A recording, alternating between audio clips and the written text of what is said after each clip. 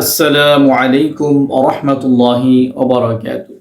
কাছে কিংবা দূর থেকে প্রবাস থেকে এই মুহূর্তে আমার নিয়মিত ইসলামিক অনুষ্ঠান এসকে সুন্নাহ মিডিয়া থেকে যারা দেখছেন সবাইকে জানাই আন্তরিক মোবারকবাদ, আবারও সালাম দিচ্ছি। আসসালামু আলাইকুম ওরহমতুল্লাহ। আজকে আলোচনা করব ডিভোর্স নিয়ে। বর্তমানে ডিভোর্স কেন এত বেশি হয় সে সম্পর্কে আজকে আলোচনা। আল্লাহর কাছে সবচেয়ে নিন্দনীয় অপছন্দনীয় কাজ হলো তালাক দেওয়া। আর বর্তমানে ডিভোর্সের সংখ্যা বেড়েই চলছে। 100%-এর মধ্যে 90% বর্তমানে ডিভোর্স হচ্ছে। এর কারণ কি? এর কারণ আমাদেরকে খুঁজে বের করতে হবে। এর কারণ হলো, 1 নাম্বার, স্বামী স্ত্রীর মধ্যে মিল নাই। স্বামী স্ত্রীর মধ্যে যে মিল থাকার দরকার সে মিল নেই। কোরআন হাদিস থেকে তারা বিচ্ছিন্ন। কোরআন হাদিসকে তারা ফলো করে না। যদি কোরআন এবং হাদিসকে ফলো করত তাহলে সমাজে ডিভোর্সের সংখ্যাও বাড়ত না, সমাজে অশান্তিও সৃষ্টি হতো না। এই জন্য ডিভোর্সের সংখ্যা ক্রমেই বেড়ে চলছে। কারণ তারা ইসলাম থেকে বাহিরে, কোরআন থেকে বাহিরে, রাসূলের সুন্নাহ থেকে বাইরে। স্বামীর কথা স্ত্রী শুনে না, স্ত্রীর কথা স্বামী শুনে না। এই জন্য অধঃপতন। এই জন্য আপনার স্বামীর কথা শুনতে হবে। আপনার স্বামী আপনাকে যেভাবে আদেশ করে চলার জন্য আপনি সেভাবে চলাফেরা করার চেষ্টা করবেন। আর বেশিরভাগ পরিবারে ডিভোর্সের সংখ্যাগুলো এই জন্য বেড়ে চলছে। দেখা যায় স্ত্রীও চাকরি করে, স্বামী তো চাকরি করবেই, কারণ পরিবারের কর্তা হলো পুরুষ। পুরুষ যদি চাকরি না করে, ইনকাম না করে, তাহলে পরিবারের সন্তান সন্ততি, ছেলে মেয়ে, স্ত্রী, মা বাবা, এদেরকে ভরণ পোষণ কে দেবে? এজন্য পুরুষরা চাকরি করবে, ঘরের বাহিরে ব্যবসা বাণিজ্য করবে, কৃষিকাজ করবে, ক্ষেত খামারে কাজ করবে, যে যেটা পারবে সেটা করবে। কিন্তু আজকে দেখা যায় পুরুষের পাশাপাশি আপনার নারীরাও বাহিরে চাকরি করে, ব্যাংকে চাকরি করে, গার্মেন্টসে চাকরি করে, তারপরে আপনার অনেক কাজ করে, বিভিন্ন পেশায় জড়িত। তো দেখা যায় এই জন্য সমাজে অশান্তি, এই জন্য অনৈক্য, এই জন্য স্বামী স্ত্রীর মধ্যে মিল নেই। দেখা যায় স্বামী যখন রাতে বাসায় আসে, ডিউটি করে, কাজ করে, পরিশ্রম করে, তখন দেখা যায় একই সময়ে স্ত্রীও বাসায় আসে, কাজ করে, পরিশ্রম করে, কিন্তু সারাদিন যে পরিশ্রম করে আসলো, সবাই কিন্তু টায়ার্ড। স্বামীও টায়ার্ড, স্ত্রীও টায়ার্ড। কেউ কারো কথা শোনে না, কেউ কাউকে পাত্তা দেয় না। এই জন্য অধঃপতন। এই জন্য ডিভোর্সের সংখ্যা ক্রমেই বেড়ে চলছে। এটা ভালো দিক না, এটা শুভ লক্ষণ নয়। এই জন্য স্বামীর কথা শুনতে হবে, স্বামীকে প্রাধান্য দিতে হবে। আর যখন একজন মেয়ের বিবাহ হয়ে যায়, নেকাহ হয়ে যায়, তখন সে চাইলেও তার বাবার বাড়িতে থাকতে পারবে না, তার বাপ মায়ের কথা প্রাধান্য দিতে পারবে না। কিছু কিছু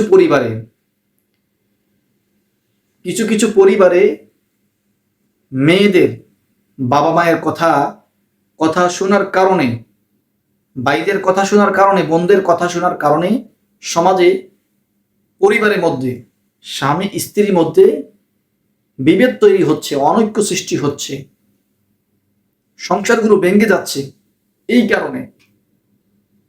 আর যখন একটা মেয়ের বিবাহ হয়ে যায়, তখন সে চাইলেও আর বাপের বাড়িতে থাকতে পারবে না। ইসলাম সেটাকে সমর্থন করে না। এই জন্য ডিভোর্সের সংখ্যাগুলো বেড়ে চলছে।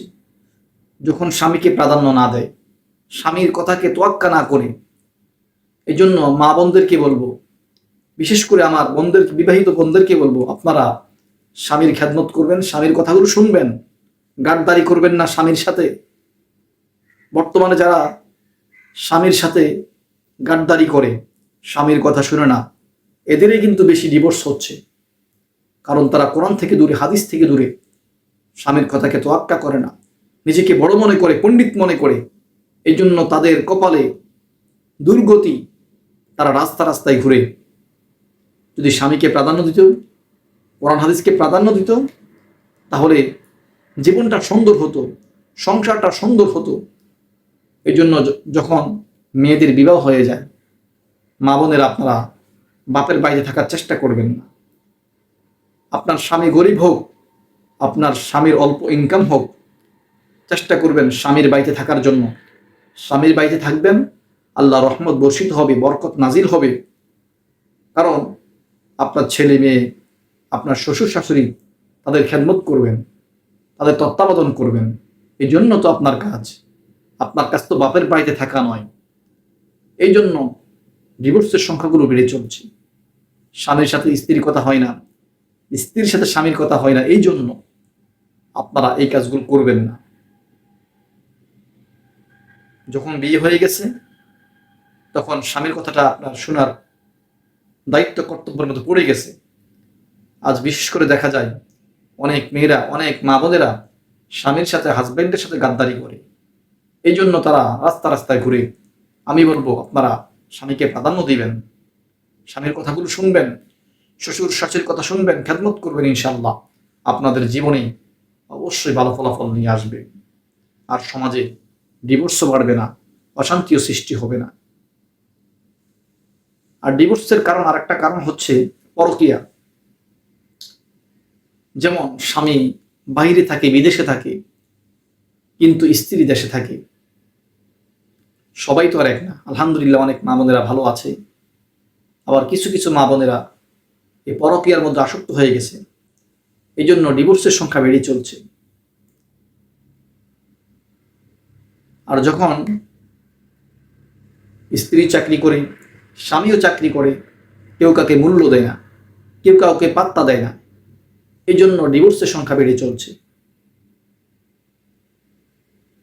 এগুলো থেকে পরিত্রাণ পেতে হলে আমাদেরকে কোরআন ও হাদিসের ভিতরে আসতে হবে, কোরআন ও সুন্নাহর ভিতরে আসতে হবে। যদি আমরা কোরআন সুন্নাহর ভিতরে আসতে না পারি, তাহলে সমাজে অধপতন, সমাজে অশান্তি সৃষ্টি হতেই থাকবে। আল্লাহ সুবহানাহু ওয়া তাআলা সকলকে সুন্দরভাবে রাসূলের সুন্নাহ মোতাবেক জীবনযাপন করার তৌফিক দান করুক, আমিন। আর যেন সমাজে ডিভোর্স না হয়, তালাক না হয়, সেই দিকে আপনারা খেয়াল রাখবেন। বিশেষ করে মা বোনদেরকে বলছি, আপনারা স্বামীর আনুগত্য করবেন, স্বামীর কথা শুনবেন, স্বামীর খেদমত করবেন। তাহলে দেখবেন আপনার জীবনে শান্তি নেমে আসবে, আপনার জীবনটা সুন্দর হয়ে যাবে। আর স্বামীর সাথে গাদ্দারি করবেন, স্বামীর কথা শুনবেন না, আল্লাহর কাছে আপনি অপরাধী, পরিবারের কাছে অপরাধী। আপনি হয়তো ভালো থাকতে পারবেন, কিন্তু দিন শেষে আপনি ঠকে যাবেন। যাই হোক, আজকে এই বিষয়ে আলোচনা করছি বোঝার জন্য বর্তমান সমাজে কেন ডিভোর্স হয়। বেশি চালাকি করলে ডিভোর্স হয়। বেশি চালাকি করার দরকার নাই। সুন্দরভাবে জীবনযাপন করেন, স্বামীর খেদমত করেন, সন্তান সন্ততিকে তত্ত্বাবধান করেন, লালন পালন করেন, শ্বশুর শাশুড়ি খেদমত করেন, স্বামীর কথা শুনেন, স্বামীর বাড়িতে থাকেন, বাপের বাড়িকে প্রাধান্য দিবেন না। তাহলে দেখবেন আপনার জীবন সুন্দর হয়ে যাবে ইনশাআল্লাহ। ভিডিওটি ভালো লাগলে অবশ্যই শেয়ার করে দিবেন ইসলাম প্রচার স্বার্থে। আজকে এখানে বিদায় দিচ্ছি। আসসালামু আলাইকুম ওয়া রাহমাতুল্লাহি ওয়া বারাকাতুহু।